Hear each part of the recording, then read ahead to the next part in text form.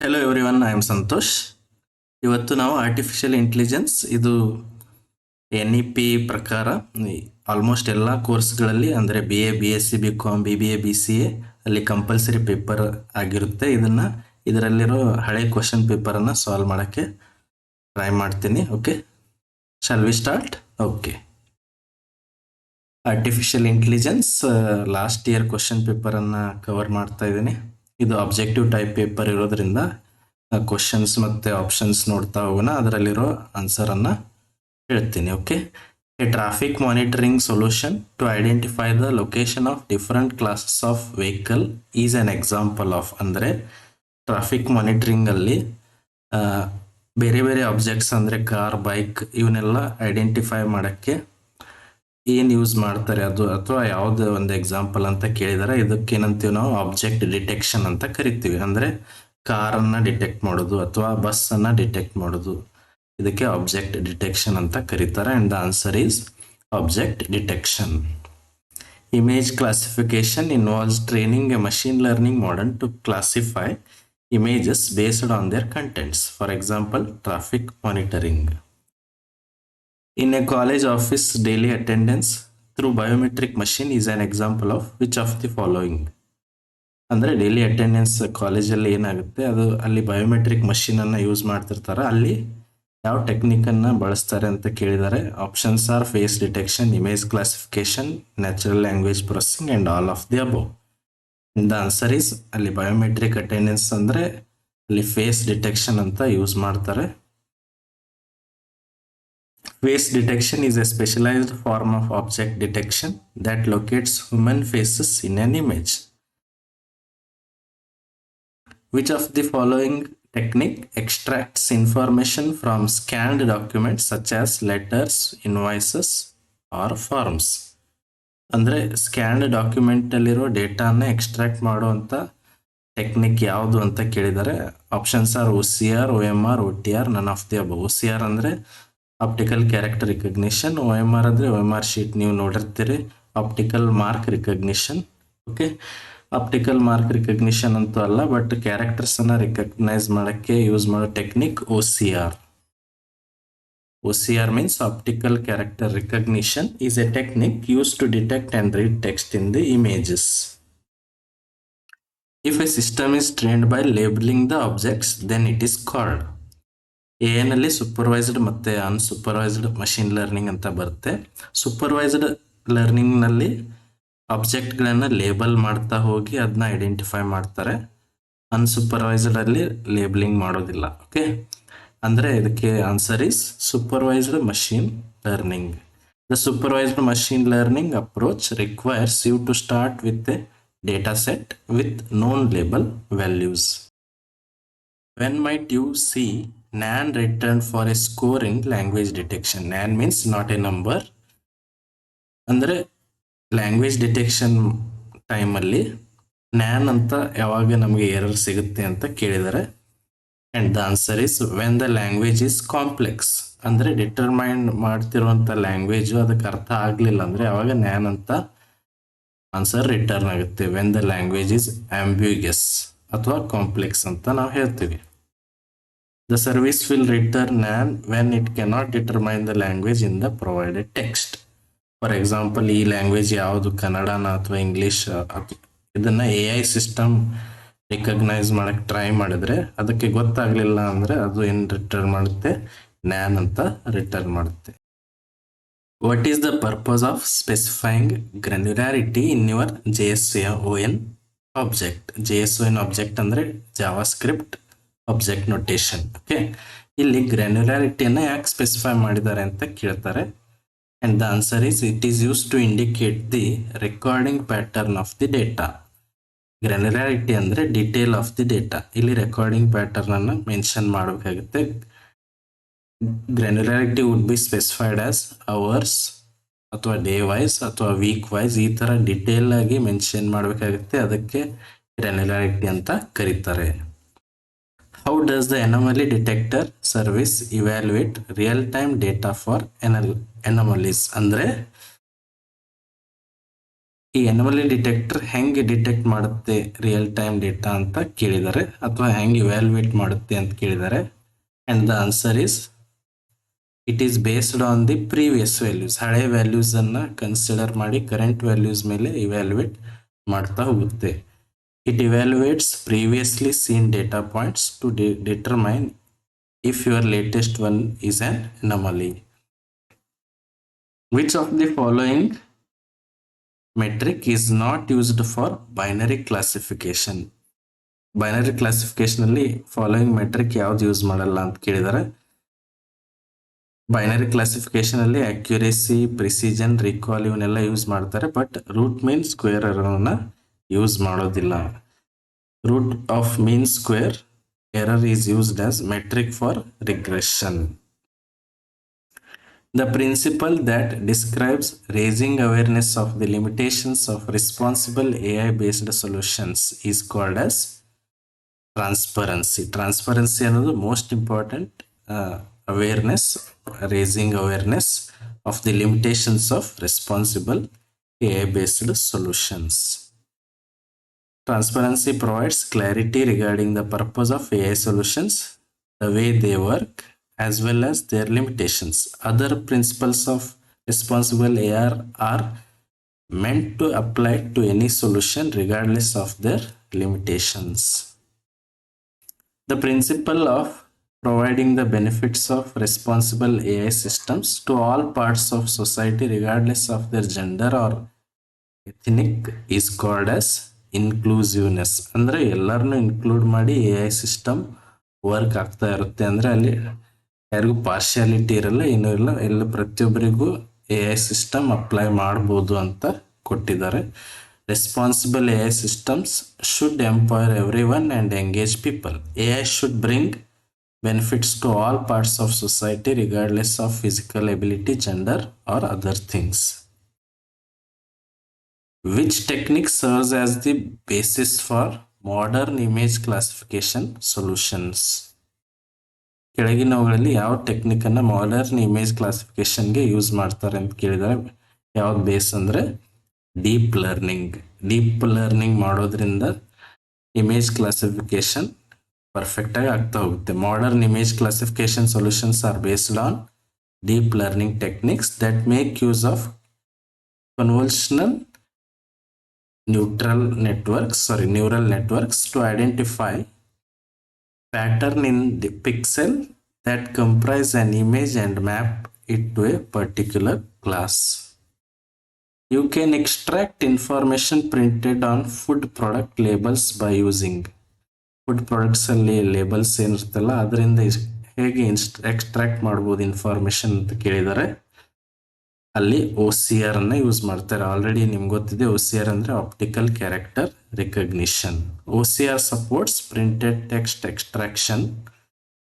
Image classification is a distractor because it cannot detect text on an object, but OCR can detect. You need to train a machine learning model to detect company logos in images. What should you use? Azure ಸರ್ವಿಸ್ನಲ್ಲಿ ಯಾವುದು ಈ ಕೆಳಗಿನ service ಅನ್ನ use ಮಾಡ್ತೀರಿ to detect company logos in on images? Image ಅಲ್ಲಿರೋ company logos ಅನ್ನ detect ಮಾಡಕ್ಕೆ ಏನು ಯೂಸ್ ಮಾಡ್ತೀರಿ ಅಂತ ಕೇಳಿದರೆ, ಅಜೂರ್ ಸೊಲ್ಯೂಷನ್ಸ್ ಅಲ್ಲಿ ಕಸ್ಟಮ್ ವಿಷನ್ ಇಮೇಜ್ ಕ್ಲಾಸಿಫಿಕೇಶನ್ ನಾವು ಯೂಸ್ ಮಾಡ್ತೀವಿ. Object detection functionality in Azure custom vision can identify logos in images. You can exchange chatbot activities with other services by implementing chatbot activities ಅನ್ನ exchange ಮಾಡಕ್ಕೆ with other service ಏನು implement ಮಾಡ್ತೀರಿ ಅಂತ ಕೇಳಿದ್ದಾರೆ. And the answer is channels. Activities are exchanged across channels such as web chat, email chat or Teams. To analyze data, which of the following core component is used? Data analyze ಮಾಡಕ್ಕೆ ಯಾವುದು core component ಅನ್ನ use ಮಾಡ್ತೀರಿ ಅಂತ ಕೇಳ್ತಾರೆ. ಇಲ್ಲಿ descriptive analysis ಕೂಡ ಆಗುತ್ತೆ, diagnostic ಆಗುತ್ತೆ, ಪ್ರೆಡಿಕ್ಟಿವ್ ಆಗುತ್ತೆ, ಕಾಗ್ನಿಟಿವ್ ಆಗುತ್ತೆ. ಅಂದ್ರೆ answer is all of the above. To analyze data, the core components of analytics are descriptive, diagnostic, predictive, prescriptive, and cognitive. Which data analyst task has a critical performance impact on reporting and data analysis? Reporting ಮತ್ತು data analysis ಗೋಸ್ಕರ which of the main component task ಅಂತ ಕೇಳಿದರೆ, first one is the main task is modeling of the data.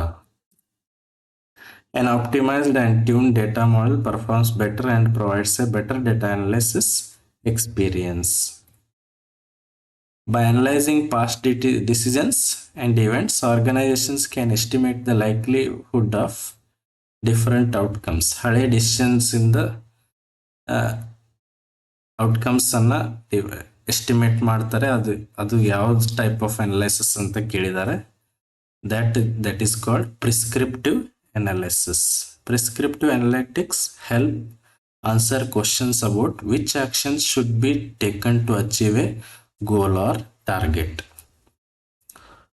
Who enables business to maximize the value of their data assets through visualization and reporting tools such as Microsoft Power BI?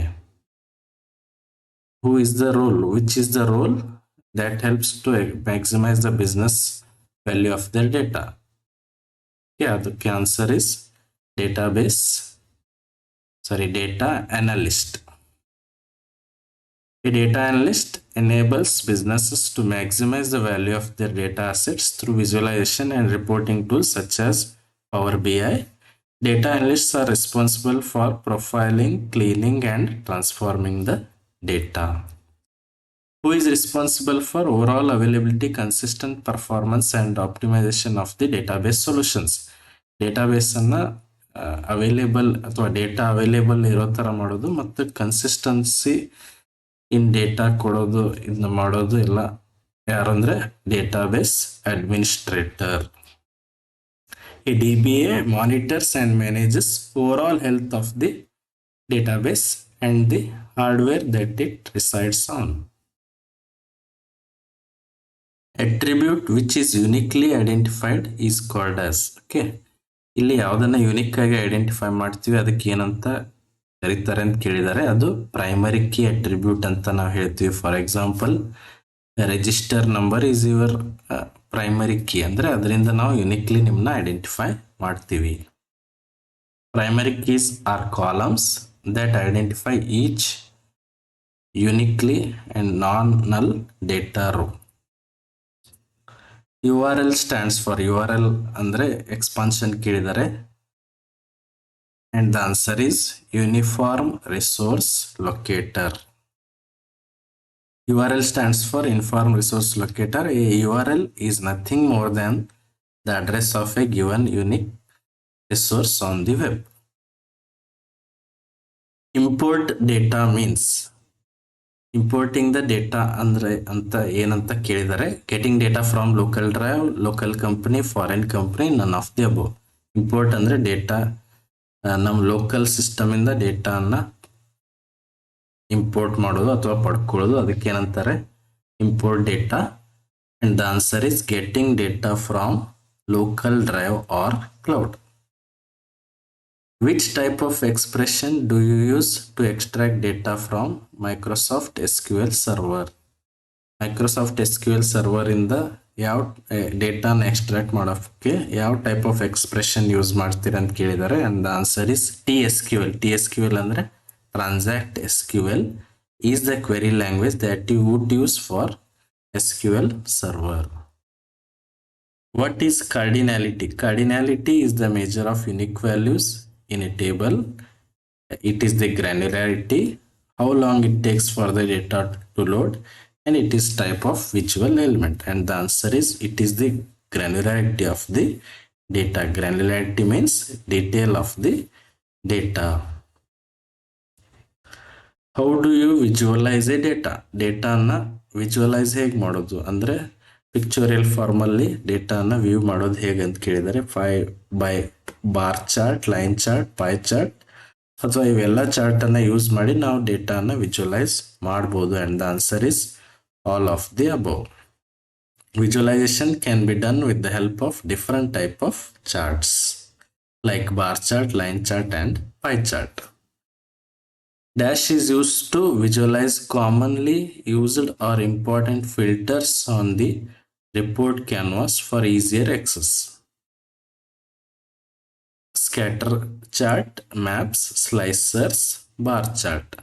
ಇಲ್ಲಿ ನಾವು ಸ್ಲೈಸರ್ಸ್ ಅನ್ನ use ಮಾಡ್ತೀವಿ common ಆಗಿ visualise commonly used are important filters on the report canvas. The slicer visualization is a standalone chart that can be used to filter the other visuals on the page. Tree map is ideal to visualize. Tree map ಅನ್ನ ಯಾವುದಕ್ಕೆ ideal ಆಗಿ use ಮಾಡ್ತಾರೆ ಅಂತ ಕೇಳಿದ್ದಾರೆ, and the answer is large amount of hierarchical data when a bar chart can't effectively handle the large number of values. Bar chart ಅಲ್ಲಿ large number of values ಅನ್ನ handle ಮಾಡಕ್ ಆಗ್ಲಿಲ್ಲ ಅಂದ್ರೆ ನಾವಲ್ಲಿ ಟ್ರೀ ಮ್ಯಾಪ್ ಅನ್ನ ಯೂಸ್ ಮಾಡಬೇಕಾಗುತ್ತೆ. It is ideal to visualise large amount of hierarchical data when a bar chart can't effectively handle the large number of values. Shortcut key to create a group in Power B I. Power B I ಅಲ್ಲಿ group create ಮಾಡಕ್ಕೆ ಯಾವ shortcut ಕೀನ use ಮಾಡ್ತಾರೆ? Ctrl+G. You can also group selected visuals by using the Ctrl+G option. Where are time series charts located? Time series chart ಎಲ್ಲಿ locate ಆಗಿದೆ ಅಂತ ಕೇಳಿದರೆ, they are located in or they can be imported from app source. Time series charts can be imported from app source. What feature in Power BI service can you use to troubleshoot the flow of data from its source to its destination? Source ಇಂದ destination ಬರೋವರೆಗೂ troubleshoot ಮಾಡೋಕ್ಕೆ ಯಾವ type of power B I service ಅನ್ನ use ಮಾಡ್ತಾರೆ ಅಂತ ಕೇಳಿದ್ದಾರೆ, and the answer is lineage view. This allows you to view and troubleshoot the data flow from source to destination. Okay, ಅರ್ಥ ಆಯ್ತಾ? Thank you.